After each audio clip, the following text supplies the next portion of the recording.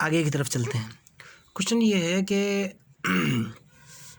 Which of the following sets of the vector alpha की value दे रखी है A0 A1 up to AN in Rn, n order tuple के अंदर से है, okay, are subspace of Rn और एन की वैल्यू दे रखी है n ग्रेटर देन और इक्वल टू 3 का मतलब ये है कि ये वैल्यू 4 हो सकती है, 5 हो सकती है, 3 हो सकती है, 2 नहीं हो सकती।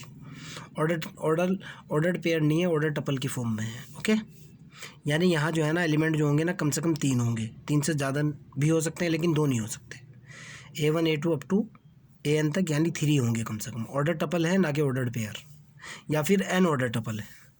कहना चाह रहा है कि भाई ये वाला सेट, ये वाला सेट, ये वाला सेट, ये जो 5 सेट दे रखे हैं, आपको दिखाना है कि ये जो है ना कौन कौन से वेक्टर स्पेस हैं, कौन कौन से वेक्टर स्पेस नहीं।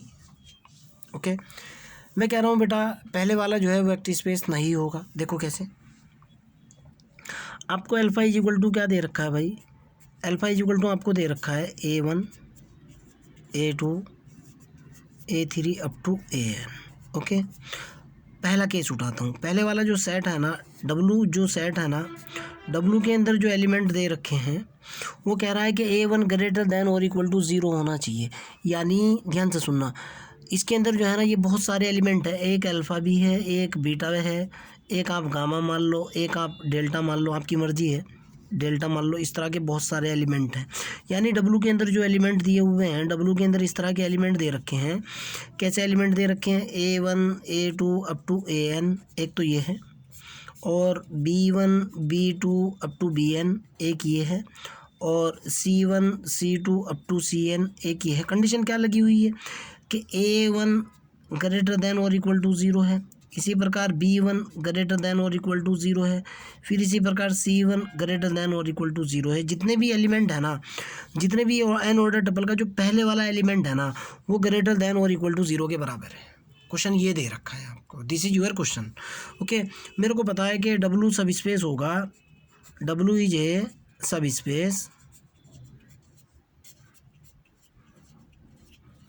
If and only if alpha plus के बीटा बिलोंग्स टू W हो, अगर अल्फ़ा और बीटा W के अंदर से हैं। सेकंड कंडीशन है A alpha belongs to W हो, अगर A फील्ड का एलिमेंट हो जो कि R है। ये जहाँ फील्ड नहीं बना रहा है मैं वहाँ की बात कर रहा हूँ, ओके। A की जो गुंजाइश है, A को जो लिया जा सकता है वो लिया जा सकता है -इन्फिनिटी से +इन्फिनिटी तक कुछ भी, ओके। अब एक बात बताऊँ आप, मैंने A की वैल्यू जो है ना नेगेटिव P ले ली, मैंने सपोज किया A बराबर -P, सपोज दैट A की वैल्यू मैंने -P और P कोई भी रियल नंबर लिया मैंने, कोई भी रियल नंबर जो आपका दिल चाह रहा है। जब मैं A अल्फ़ा की बात करूँगा, A अल्फ़ा की बात करूँगा यानी A की वैल्यू डालूंगा -P इंटू अल्फ़ा की बात करूँगा, अल्फ़ा की वैल्यू कितनी है A1 A2 up to AN आना, तो ये क्या निकल कर के आएगा बेटा, ये हो जाएगा बेटा, ध्यान से सुनना। पहले वाला एलिमेंट -P A1 होगा, दूसरे वाला क्या हो रहा है, तीसरे वाला क्या हो रहा है, मेरे को उससे कोई मतलब ही नहीं है। दूसरा एलिमेंट होगा -P A2 and so on. Condition पहले वाले सेट के अंदर क्या दे रखी, पहले वाला एलिमेंट ग्रेटर देन और इक्वल टू 0 आना चाहिए, पॉजिटिव आना चाहिए। यहाँ तो पहला नेगेटिव निकल चुका, जब पहला नेगेटिव निकल चुका एकदम इसका उल्टा निकल चुका, आप क्या कहोगे, this does not belong to W। यहाँ कंडीशन फ्लॉप हो रही है, A alpha does not belong to W।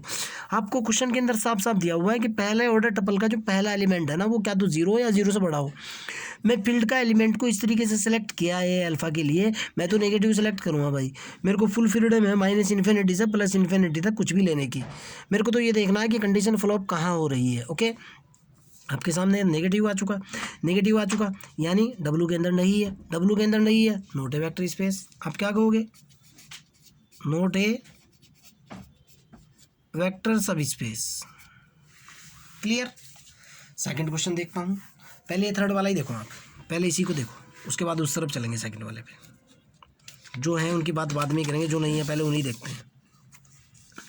अब की बार W जो है, W इस तरह से दिया हुआ है, जो सेट ऑफ W है उसके अंदर इसी तरह के बहुत सारे ऑर्डर्ड पेयर्स ऑर्डर ये दे रखे हैं सारे के सारे।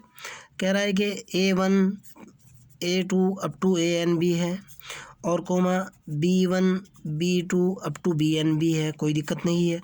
C1 C2 Cn तक है। कंडीशन क्या लगा रखी है कि जो सेकंड वाला है ना A2 is equal to A1 का स्क्वायर है और इसी प्रकार B2 is equal to B1 का स्क्वायर है। ओके, इसी प्रकार C1 is equal to C2 का स्क्वायर है। ये कंडीशन है। अल्फा प्लस बीटा की बात करते हैं, देखते हैं कहाँ फेल होगा।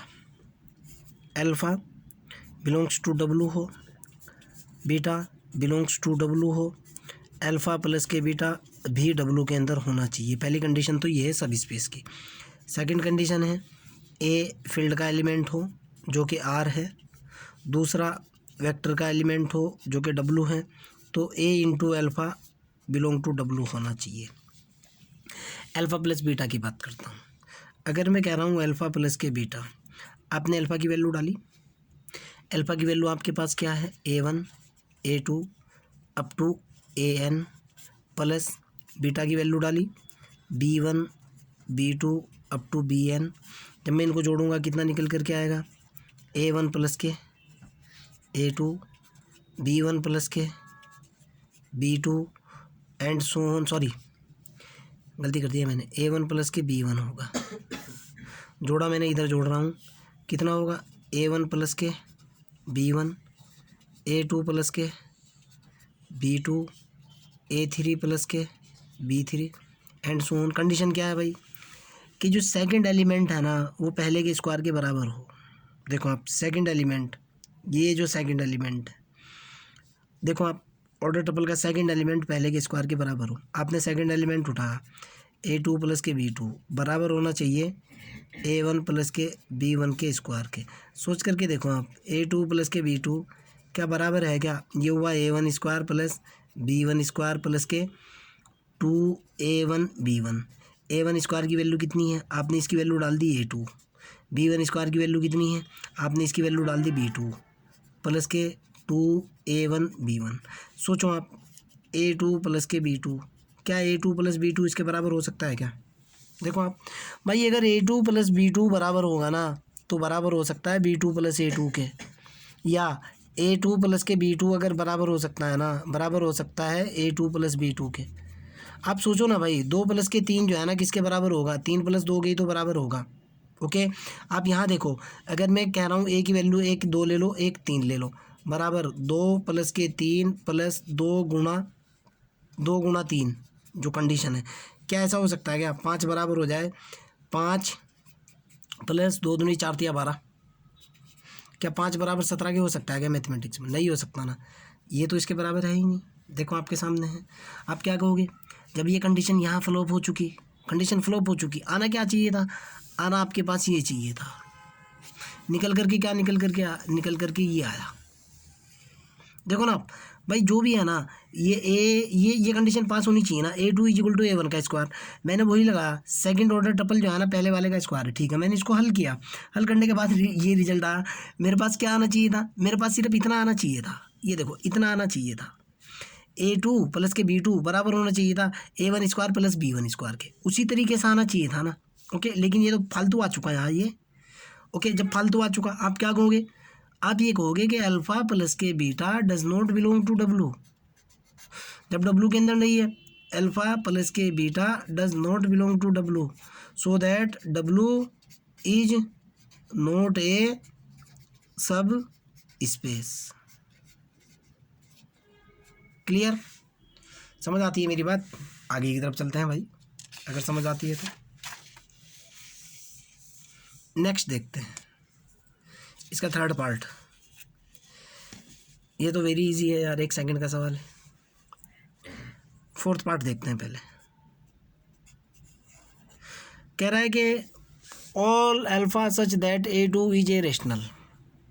डब्लू अब की बार दे रखा है कि भाई इसके अंदर एलिमेंट हैं A1 A2 up to AN है, फिर B1 B2 up to BN है, इस तरह के एलिमेंट दे रखे हैं C1 C2 up to CN है। और कह रहा है कि भाई A2 भी रेशनल है, A2 क्या है, A2 रेशनल है। और सेकंड ऑर्डर पेयर की बात करूं, B2 भी रेशनल है, C2 भी रेशनल है। ओके, हमारे पास डब्लू डेफिनेशन होती है W is a subspace, W subspace होगा if and only if alpha plus के बीटा बिलोंग्स टू W।